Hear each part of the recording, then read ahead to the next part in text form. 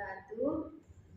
Di sini saya akan menerangkan tentang modul keterampilan seni budaya. Jadi saya mengambil seni budaya dengan materi bahasa Jawa, yaitu wayang. Perkenalkan, nama saya Gila Sabrina dan modul ini disusun oleh saya, yaitu saya sendiri Gila Sabrina dengan NIM 067 dan teman saya Fauzia NIM 055, Farida Hidayah dengan NIM 065, Raditya dengan NIM 068 dan Fadila Jannah NIM 077. Di sini saya mengambil di MI Miftahul Ulum kelas 5 dengan alokasi 2 JP kali 2. Kompetensi awal, siswa dapat memahami tokoh dan peran dalam pertunjukan wayang sebagai bagian dari seni budaya daerah. Untuk profil pelajar Pancasilanya, yang pertama beriman, bertakwa kepada Tuhan Yang Maha Esa, mengajak peserta didik berdoa sebelum memulai pembelajaran dan bersyukur setelah selesai pembelajaran, dan berakhlak mulia, menumbuhkan sifat jujur dan bertanggung jawab peserta didik dalam menyelesaikan tugas. Yang kedua, berpikir global, saling menghargai keragaman budaya, agama, latar belakang sosial, dan lainnya.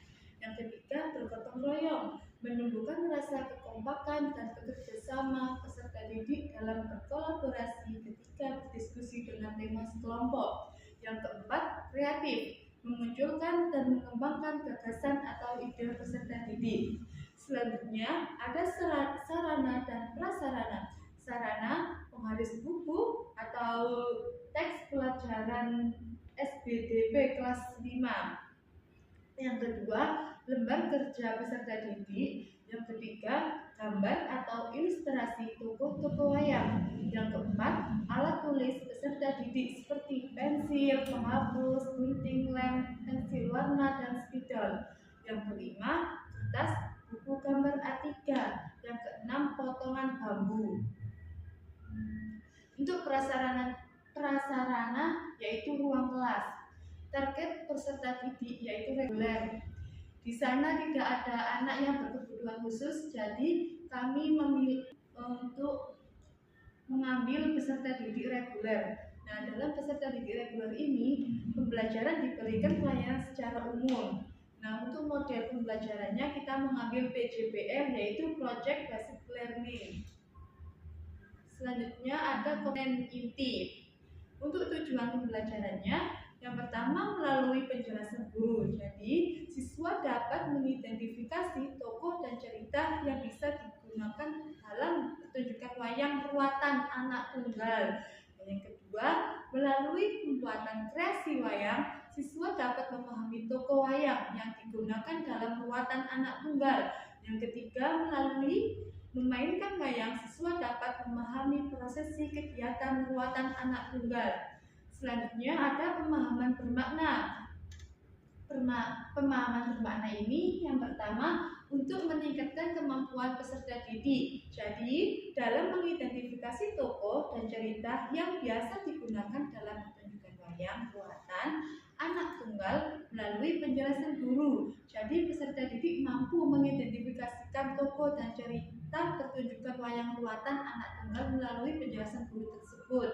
Yang kedua, meningkatkan kemampuan peserta didik dalam memahami tokoh wayang yang digunakan dalam ruatan anak tunggal melalui pembuatan kreasi wayang. Yang ketiga, untuk meningkatkan kemampuan peserta didik dalam memahami prosesi kegiatan ruatan anak tunggal melalui memainkan wayang. Lalu ada pertanyaan pemantik. Jadi kita mengambil pertanyaan pemantik, yaitu apa yang kalian ketahui tentang wayang. Yang kedua, mengapa wayang dianggap sebagai bagian penting dari budaya Indonesia.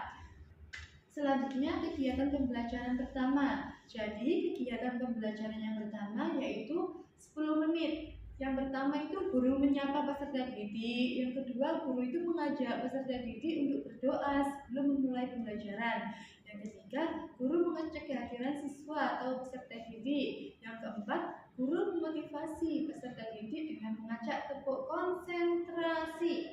Selanjutnya, kegiatan intinya itu 50 menit. Yang pertama itu peserta didik diberi pertanyaan tematik oleh guru. Yang kedua, peserta didik dan guru berdiskusi mengenai pertanyaan tersebut. Yang ketiga, guru menjelaskan materi kepada peserta didik. Yang keempat, peserta didik diberi kesempatan untuk bertanya mengenai materi yang sudah dijelaskan. Selanjutnya ada mendesain perencanaan proyek. Jadi, peserta didik dikelompokkan menjadi 3 kelompok. Peserta didik membuat wayang dengan menggunakan alat-alat yang sudah disediakan guru. Selanjutnya ada menyusun jadwal. Nah, peserta didik secara berkelompok menentukan waktu akhir penyelesaian proyek atas persetujuan guru. Selanjutnya ada kemajuan proyek. Jadi guru itu membimbing dan memantau kemajuan proyek yang dibuat peserta didik. Selanjutnya ada menguji hasil. Jadi setiap perwakilan mempresentasikan hasil proyek di depan kelas. Jadi setiap kelompok memperwakilkan untuk mempresentasikan hasil kerja yang diperoleh untuk dipresentasikan di depan kelas. Selanjutnya ada mengevaluasi pengalaman.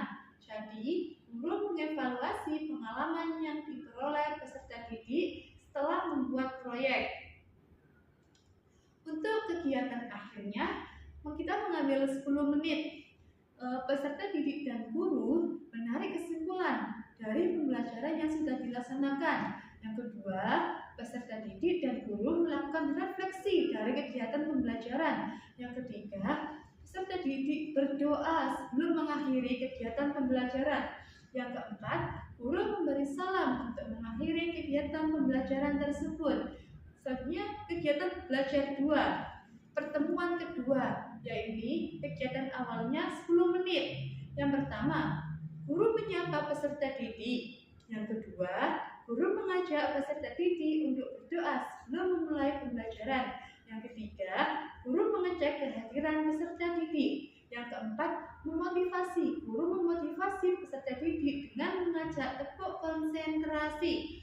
Selanjutnya ada kegiatan inti. Nah, kegiatan inti ini kita mengambil 50 menit.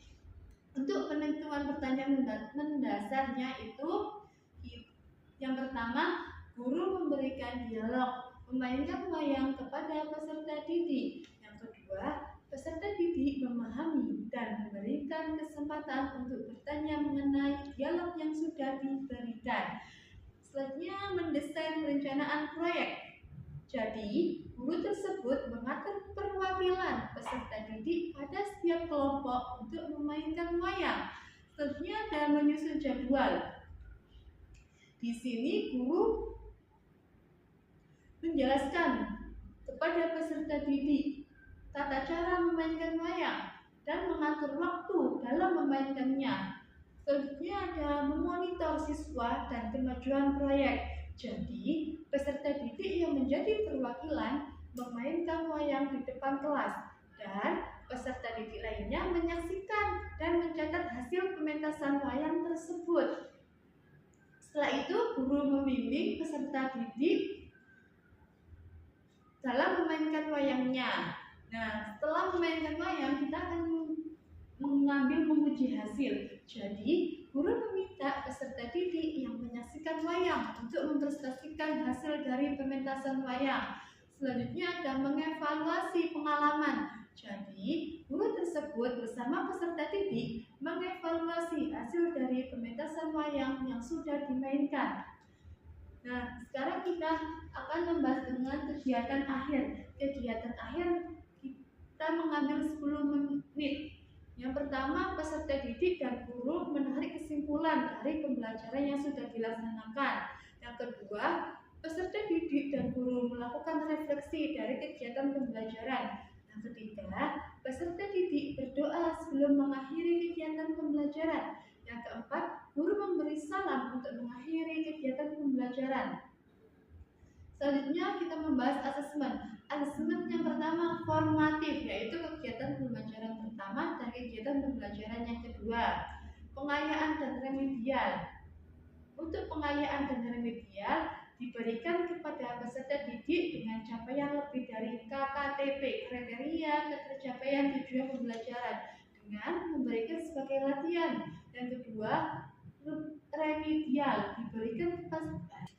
kedua, remedial diberikan kepada peserta didik dengan capaian kurang dari KKTP atau yang membutuhkan dengan pembelajaran ulang atau sesuai kebutuhan peserta didik. Untuk refleksi peserta didik dan guru, yang pertama refleksi peserta didik. Bagaimana perasaan kalian setelah melakukan pembelajaran materi ini? Nah, yang kedua ada refleksi guru. Apakah semua peserta didik aktif dalam pembelajaran? Sekian hasil dari presentasi saya. Wassalamualaikum warahmatullahi wabarakatuh.